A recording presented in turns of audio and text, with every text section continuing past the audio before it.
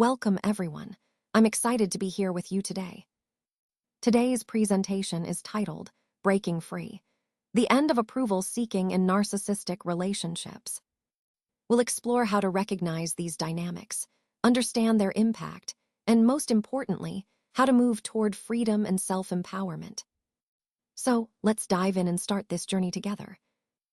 Let's talk about the insidious cycle of approval seeking. This is one of the most damaging dynamics in narcissistic relationships, whether it's with parents, partners, friends, or even bosses. It's this endless loop where we constantly try to get the other person's validation. And often, we believe that if we just get their approval, everything will be okay, like it's the key to love, safety, or feeling like we belong. But here's a crucial question. What actually happens to the relationship when you stop seeking their approval? The answer can be quite profound. Often, when we stop chasing that validation, the relationship itself begins to fall apart. It reveals its true nature, its hollow, illusory core. What seemed like a connection built on mutual respect was actually built on this cycle of approval. Recognizing this is a big step toward breaking free from that pattern and understanding the true dynamics at play. Why approval becomes the currency is a crucial concept to understand. At the core of narcissistic dynamics, there's an unspoken rule. You are not loved simply for who you are, but for what you can provide or achieve. Children of narcissistic parents often learn this lesson very early in life. If they succeed, whether that's excelling academically, winning trophies, or making the family look good, they might receive some fleeting attention or praise. But if they fail to meet those expectations, they can be ignored or even punished. This conditional approval creates a pattern that can stay with us for a lifetime. For example, the perfectionist child is someone who constantly strives to be the best, whether as a student, an athlete, or an artist, hopping to earn that approval. Then there's the indispensable partner, who tries to be perfect, cooking gourmet meals, planning flawless vacations, or maintaining a physically flawless appearance, all in the hope of being seen as worthy. We also see the overperforming friend, who always arranges exciting plans or drops accomplishments into conversations, trying to stay worthy of attention and validation.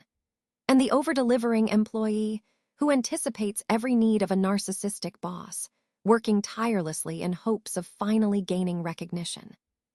But it's important to understand that this isn't just about ambition or caring deeply.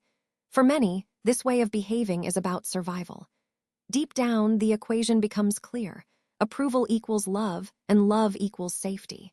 That's why so many of us chase after approval. It's not just about validation, but about feeling secure and safe in the world. Let's talk about the slimy rock in a storm analogy. Imagine trying to connect with a narcissist is like holding onto a slimy rock in the middle of a stormy ocean. No matter how hard you grip, that rock is slippery and unstable. Each wave that crashes over you knocks you back, no matter how tightly you hold on. You might think that if you just try harder or become better, you'll finally find stability. But here, the key point, the rock itself, the relationship, cannot really be held onto. The instability is built into the dynamic. This constant struggle leaves survivors in a state of exhaustion. They're always overperforming, not because they enjoy life or feel fulfilled, but because they're chasing this elusive approval. It's like running in place, trying to get a sense of stability that's just out of reach. Understanding this analogy helps us see how this pattern keeps us trapped, and why breaking free requires recognizing that the problem isn't about doing more or being better. It's about understanding the inherent instability in the relationship itself. When approval seeking becomes a matter of survival, it's important to understand that for many people, especially children, approval isn't about ego or validation. It's about staying safe. If a narcissistic parent notices your achievement, it can feel like the difference between being abandoned or not. So early on, approval becomes a way to ensure your survival. As adults, this logic doesn't just disappear, it transforms. We start to see approval in different areas, like job security. When a boss approves of us, it can feel like we're secure in our position. The approval from a partner can feel like protection against being abandoned. And approval from friends, that might seem like insurance against loneliness. But here, the key point, approval is not the same as love. It's a transactional response. It's about how well you serve someone's needs, their image, or their status. Recognizing this helps us understand why we sometimes chase approval so desperately and how it can distort our relationships and self-worth. So, here where the double bind really comes into play. Even when you succeed, approval from the narcissist isn't guaranteed. It's quite ironic, isn't it? Because you might think that achieving something would earn you praise or validation, but instead, it can trigger their envy or competitiveness. Your moment of triumph, your gold star moment, can actually provoke negative reactions like rage, dismissal, or even sabotage. This is a key point because it highlights how, in these relationships, success doesn't always lead to positive recognition. Instead, it can backfire. Many survivors describe this dynamic as a no-win game. Imagine running home with your metaphorical perfect homework paper, thinking, look at me. But instead of getting pride or praise, what you often get is indifference, criticism, or outright hostility. It's a frustrating cycle because no matter what you achieve, it seems like you're still on trial. Your success, instead of being celebrated, becomes a reason for criticism or attack. That's why understanding this double bind is so important. It's a core part of how narcissistic relationships can feel so impossible to win. The turning point often comes when you realize what happens when you stop seeking approval. You know, that moment when you stop rushing home with your gold stars, and suddenly, the relationship begins to deflate. Why does that happen? Well, because your approval seeking was actually the fuel that kept the connection alive. Without it, what's left can be quite stark and revealing. What we often see is that a narcissistic person only notices you when they need something, when they want validation, or they need a favor. That means there's no real collaboration, no genuine attunement, and sadly, no real depth to the relationship.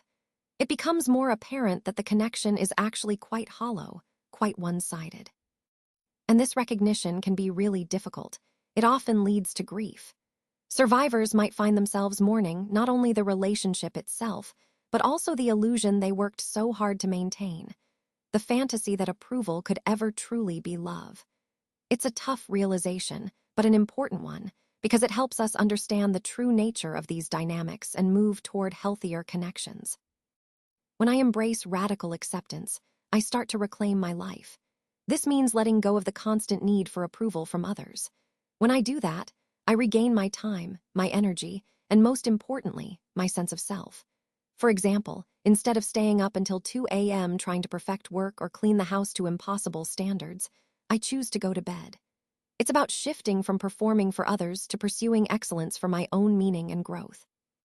But I want to be honest, this shift isn't easy. Old patterns like fawning, overachieving, and people-pleasing can linger like ghosts from childhood. The key is awareness. Once I recognize these patterns, I can start to separate my true passions from the old survival strategies of chasing approval.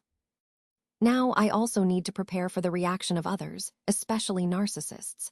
Expect resistance. They're used to my approval-seeking behavior. When I stop, they might criticize, belittle, or try to punish me to regain control. But here's the important part. Now I understand that I don't have to bite the bait anymore. I'm no longer that 6-year-old desperately seeking recognition. I am an adult who chooses to live authentically. When you finally withdraw your approval-seeking efforts, what you see clearly is the true nature of the relationship. It's not what you might have hoped for or imagined. Instead of love, what's left is dependence, relying on the other person for validation or a sense of security.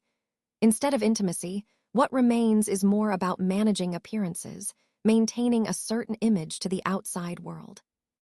And rather than mutual growth or connection, it's often about extraction, getting what you need from each other without real emotional reciprocity. You might still stay in these relationships for practical reasons, children, finances, cultural pressures, but the illusion that they could turn into genuine love is gone. What's left is clarity, seeing things for what they truly are. And from that clarity, there's a sense of freedom to choose what's best for yourself, to move forward with honest awareness. This realization can be empowering, even if it's difficult, because it allows you to break free from illusions and embrace authenticity.